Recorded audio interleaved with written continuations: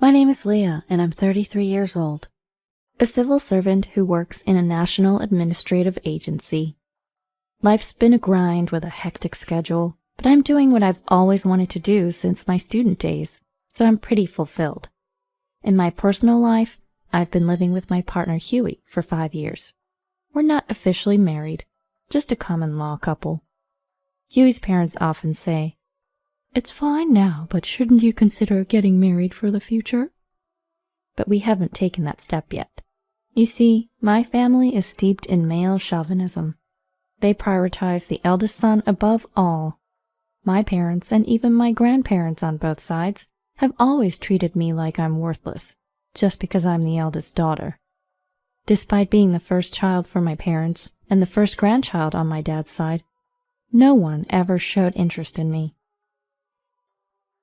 "I have a talent show at school tomorrow. Can you come?" I've asked my mom and dad countless times, only to be mocked and told, "If we had time, we'd rather sleep." They would say, "You're really stupid if you don't understand that." and they'd just make fun of me. I remember feeling heartbroken seeing my friends' parents taking photos and videos during school events. Then, just before I started elementary school, my brother Miles was born. The joy from my parents and grandparents was overwhelming. Even my workaholic dad would rush home if Mom texted. "Miles seems a bit feverish, maybe he's got a cold." They'd both stay up all night taking care of him.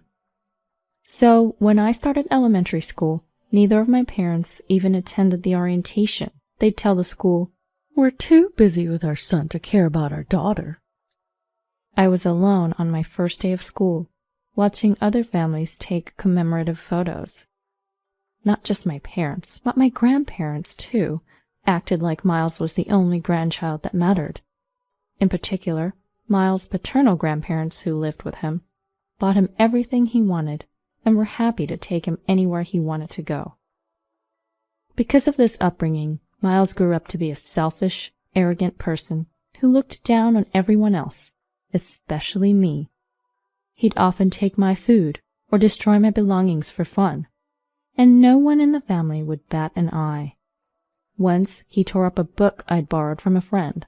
When I scolded him, my family said, "It's just a book, you can replace it." "That's exactly right. That's why girls are so troublesome." "That's right, it's best for boys to be energetic." "Miles is growing up wonderfully," they'd add, praising him without a hint of criticism. Miles would just smirk, showing no signs of remorse. This cycle had been ongoing since Miles was born. I grew up without feeling any warmth or love from anyone in my family. I had just one wish: to attend college as far away from home as possible, essentially cutting ties with my family. At home, my brother Miles was always in the way, or I'd get tasked with chores that interrupted my studies. So I hit the books and libraries and empty classrooms after school.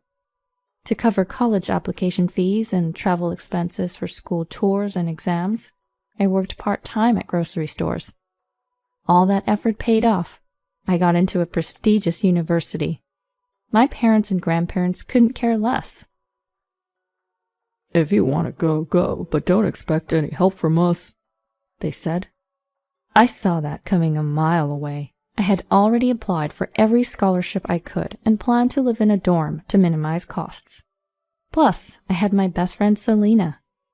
We'd been friends since elementary school, and she and her parents knew all about my family situation. Selena's dad worked at the same company as mine, albeit in a different department. My dad's chauvinistic behavior was often a topic of discussion at his workplace.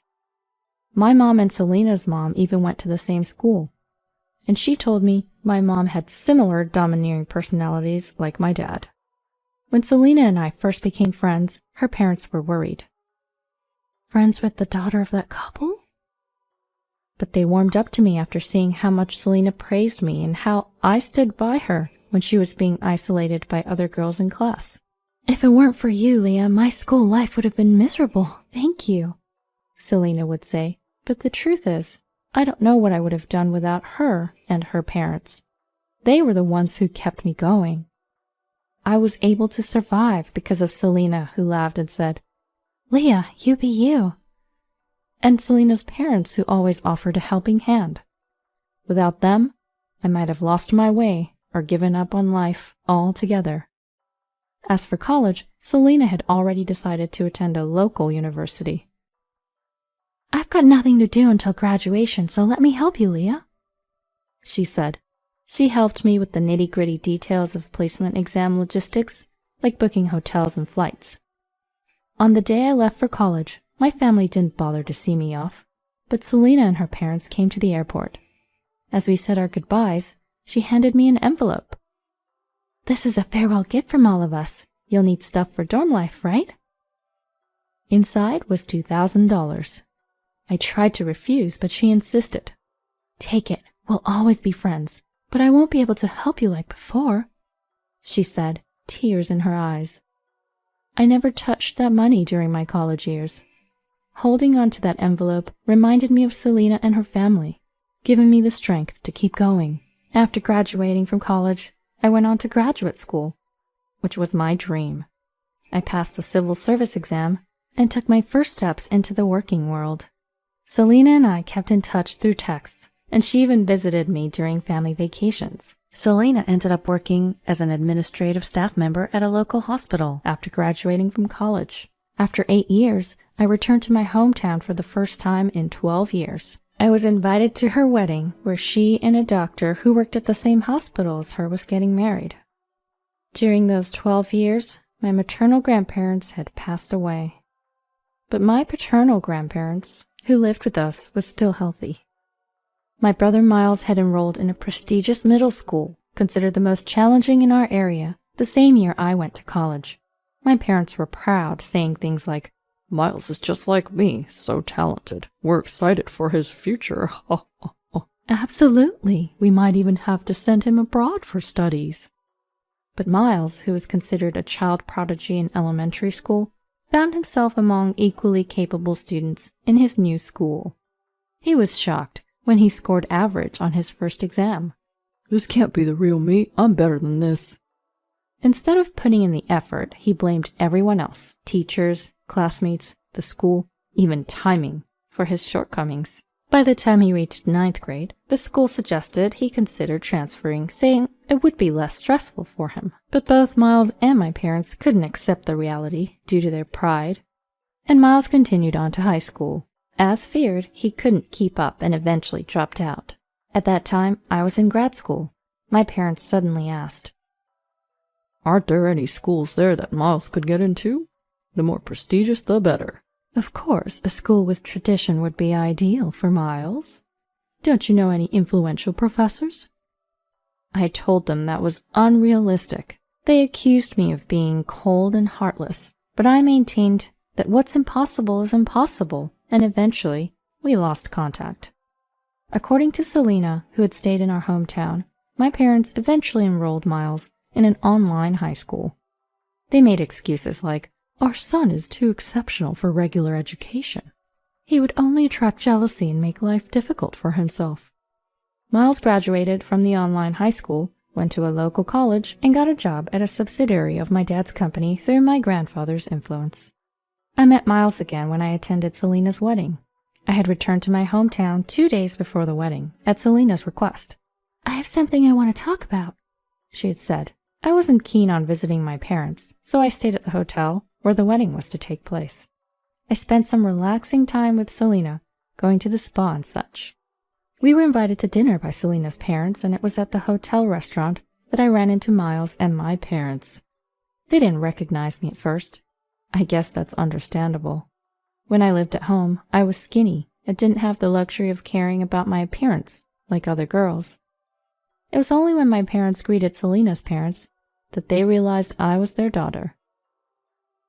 "Leah, is that you? You're back in town?" My, you've changed. Are you free later? Maybe we could." They were oddly friendly, but I wasn't in the mood. "I'm heading back right after Selena's reception, so I don't have time," I said, and quickly left. I did make eye contact with Miles, but to be honest, I wouldn't have recognized him on the street. He had lost his youthful look, and now had a face that oozed cunning. After the wedding, I returned to my condo. Soon after, I started receiving messages from my parents and Miles, who had forcibly obtained my number from Selena's parents. According to a message from Selena's father, who apologized for giving them my contact, it seemed they wanted me to attend Miles's wedding. Miles is getting married? Yes, apparently to the younger sister of a college classmate. She's only 21 and quite beautiful. What does that have to do with me attending? According to Selena's father, Miles had gotten his job through my grandfather's connections, but his self-esteem far exceeded his actual abilities. He also had a bad habit of looking down on people and would say things like, "No need to listen to people who've stayed in this backwater town," making him unpopular. That's why when he announced his wedding, almost everyone from colleagues to bosses gave excuses like, "I plan to have a terrible cold that day," or "My tarot card reading advised against going in the direction of the venue." Planning to have a cold, huh? I see. My parents and Miles didn't want to be outdone by the number of attendees from the bride's side.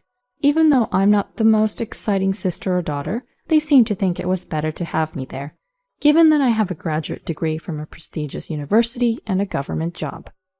I was annoyed by their shallow thinking. Competing over the number of attendees is ridiculous, but if I kept ignoring them, they'd surely pester Selena's father, saying, "Tell our daughter to get in touch." So I reluctantly replied to Miles's message. He said, "Long time no talk. You must be happy to be useful to the family for once." I ignored his petty comment and decided to attend the wedding just to minimize the hassle. Fast forward to the wedding day 2 months later. The bride was as beautiful as Selena's father had described, and she seemed genuinely kind and straightforward. I wondered why such a wonderful woman would marry someone like Miles, but I decided not to pry and just play my role as the groom's sister. After the wedding, Miles and his new wife left for their honeymoon. No one tried to keep me around, and I had nothing to say to my parents or grandparents, so I briefly visited Selena's home, said my greetings, and left. Time passed without any contact until Miles suddenly reached out, inviting me to come see the cherry blossoms. It wasn't a grand event like the National Cherry Blossom Festival in Washington, D.C., but my hometown also had a botanical garden with cherry trees. It's a common seasonal event. However, I was suspicious. It turned out the real agenda wasn't cherry blossoms, but convincing me to give up my inheritance rights. Apparently, there's a big land development plan near our family home. A major developer was planning to buy up the area to build a large condo complex. Real estate transactions were heating up around our family home. Our home was situated right in the planned development area. Our great-grandfather used to run a firewood and charcoal business there, so the property was quite large. It included not just the house, but also a sizable parking area. It seemed Miles and my parents, enticed by the rising land value, wanted to ensure I didn't get a share of the inheritance in the future. Don't count your chickens before they hatch, they say. I never really cared about inheritance, but Huey once advised me, "Even if you don't need it, it might be good to settle things once and for all." So I decided to go back home. I booked the same hotel I stayed in before, and I planned to meet my family at the botanical garden. Then came the day. I arrived at the designated spot and found my sister-in-law, whom I'd met only once at a wedding, sitting alone on a bench. I was 3 hours early, but she was there even before me. She seemed well prepared, but her face was pale, and dark circles were evident under her eyes. Do you remember me? I'm Leah, Miles' sister. We met at the wedding." Upon hearing this, she stood up in surprise, but almost immediately stumbled. I quickly reached out to catch her. She was surprisingly light and frail. It was like looking at myself back in high school. "I'm sorry, thank you," she said. Her name was Carolyn, if I remembered correctly. "Carolyn, right? If you're not feeling well, don't push yourself. Let's sit down." We sat back down, but the bench was cold, probably from the rain earlier. Upon closer inspection, Carolyn's apron and hair were damp, as if she'd been caught in the rain. "What time did you get here? We agreed to meet at noon, right?" "Yes, but I was told to secure the best spot for cherry blossom viewing, so I've been sitting here all night to make sure no one else took it." This might be the best spot for cherry blossoms, but you didn't have to go through all this trouble. But if I don't do as Miles says, not just him, but Trevor and Jasmine will scold me too. This is just how it always is. Trevor and Jasmine are the names of my dad and mom. Hearing Carolyn's story, I felt a rage that made my whole body tremble. I immediately took off my coat and put it on Carolyn, then sent a message to Selena. That afternoon, while Selena and I were taking a break, she got an internal call. I think it's probably from Leah's family. How should I respond? I wrote down what I wanted Selena to tell my parents and Miles and handed it to her. Sure enough, within an hour, Miles and my parents rushed in. Hey, what do you mean there's no reason to see you anymore? Exactly, we had to search all over the garden because you broke the appointment and didn't even contact us. And finally, someone told us they saw you and Selena together. And that person said you were with my wife too. The three of them started yelling, but Selena sternly told them to keep their voices down as we were in a hospital. But their silence lasted only a moment. The next second, they turned to Selena. Who are you? Don't butt in. If you're not family, leave. They barked. However, Selena, who deals with various patients and their families daily as a senior administrator in the hospital, wasn't fazed. I'm not an outsider. I helped bring your wife from the botanical garden to this hospital. Right now, Carolyn's receiving treatment and resting in her room, so you can't see her. Hearing this, Miles and my parents became even angrier.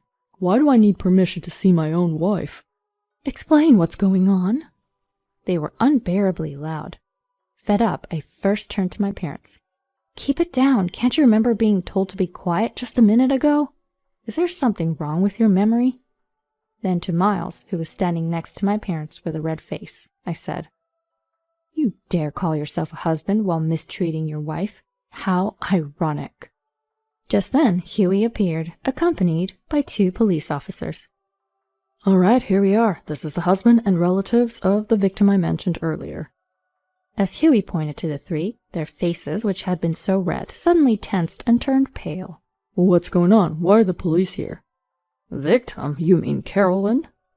Isn't this an exaggeration? She just felt a little sick. Stammering, Miles and my parents tried to argue back. Huey handed them his business card.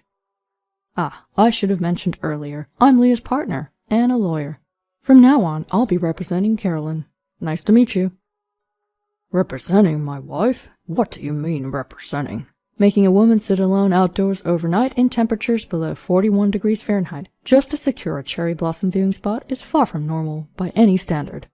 But still, isn't it strange for a lawyer to get involved in something like this? When a client asks for representation, it's natural for a lawyer to provide it. Besides, you guys canceled Carolyn's cell phone contract over a year ago and hardly give her any money. What if something had happened while she was out there? But nothing did happen, so... That's beside the point. Can't you imagine what would happen if someone went without food or water for nearly half a day? You're not kids anymore. But... Moreover, when you told her to secure the spot, you didn't even give her time to dress properly for the outdoors. You even locked her out immediately. How is this not malicious behavior? Huey spoke smoothly, and the 2 police officers beside him nodded with stern expressions. I chimed in. When I met her, she was freezing and looked pale. That's why we brought her to this hospital in Selena's car right away. Actually, I was at the botanical garden 3 hours before meeting Miles and my parents, because I had plans to meet Selena. I had texted Selena that I was meeting Miles and my parents under the guise of cherry blossom viewing. She suggested, why not take a stroll in the botanical garden to calm your nerves before that? I agreed, as I was feeling a bit uneasy. Thanks to arriving much earlier, I was able to find Carolyn in poor condition. Panicked, I immediately called Selena, who was still at home. Her husband, a doctor, advised to bring her to the hospital as soon as possible, and even came to pick us up, as he was on his way to work. Thanks to that, Carolyn received prompt medical attention, and her body temperature and color soon returned to normal. However, based on Selena's husband's diagnosis that she was both physically and mentally weak, she was transferred to the inpatient ward. In the meantime, after hearing Carolyn's story during the ride to the hospital and between exams, I consulted with Selena and contacted Huey, who promptly came over. Huey then acted as Carolyn's attorney, consulting with the police and contacting her family. As far as I'm concerned, your actions against my client could be considered assault. Naturally, I plan to file a complaint in that regard." Upon hearing this, Miles's face changed color. "Assault? That's a bit much. I didn't physically harm her or anything. Assault doesn't just refer to physical injuries. Past cases have defined it as adversely affecting a person's health." "Adversely affecting health? She just felt a little sick. There's no need to make a big deal out of it." Whether it's a big deal or not is for the police and prosecutors to decide. As Huey said this, the police officer standing behind us said, "Let's take you somewhere to hear more about this," and led the three of them away. After getting an earful from the police, Miles and his parents returned home, only to find Carolyn's family waiting for them, looking furious. According to what Carolyn later told me, her brother had always thought of Miles as a bright and caring friend. When Miles started dating Carolyn, her brother was thrilled. But then Miles told him that Carolyn said, "I've always hated my family. Now that I'm married, I finally cut ties. I told them to not contact me anymore." After that, her brother was blocked on all forms of communication. He even visited their home, but was turned away, being told, "She's crying and doesn't want to see you. Please leave." On the other hand, Carolyn was told by Miles, "Your brother never liked you. He begged me to take you off his hands. I only married you out of obligation, not love." My parents and grandparents also kept telling her, "You're a burden. Just be grateful we're putting up with you." Clearly, they were trying to isolate Carolyn from her family to use her for their own convenience. What a despicable bunch. But all their schemes came to light because of this incident. Carolyn's family, who rushed over after hearing the news, took turns staying with her until she recovered and was discharged from the hospital. Although the police ultimately let them off with a stern warning, in a small town like mine, social condemnation can be far worse than legal repercussions. When we took Carolyn to the hospital, the three of them showed up at the botanical garden, only to find it occupied by another group, which led to a heated argument. Word spread quickly about the incident, and rumors started flying. Miles and my dad felt so humiliated, they ended up quitting their jobs. As a result, It seems that he repeatedly treated his young wife so badly that he even sent her to the hospital. oh, I heard he went on a rampage that even the police were called. Even the husband's parents got together and took his wife mentally. Miles and Dad quit because they couldn't stand it anymore, as these rumors spread, with some exaggeration, not just in their workplace, but also in their neighborhood. Moreover, a big land development deal fell through, causing property values to plummet. Miles and his family, who had bought up neighboring lands, ended up in massive debt. Carolyn's family then demanded a divorce, compensation, and a division of assets, pushing everyone to the brink. My grandparents lost all their assets and had to move into a care facility after the shock of being kicked out of their home. Miles and my parents, now facing a hefty divorce settlement, begged Huey, who was representing Carolyn, for help and mediation. But Huey simply responded, "You must be joking. If you try to contact Leah or me for money, we'll have to respond legally." I had changed my number while my parents and Miles were being questioned by the police, and they didn't even know my current address or workplace. So there's no way they could contact me directly anymore. Now that I'm free from all the complications related to my family home, especially since my grandparents' inheritance is gone, I feel utterly liberated.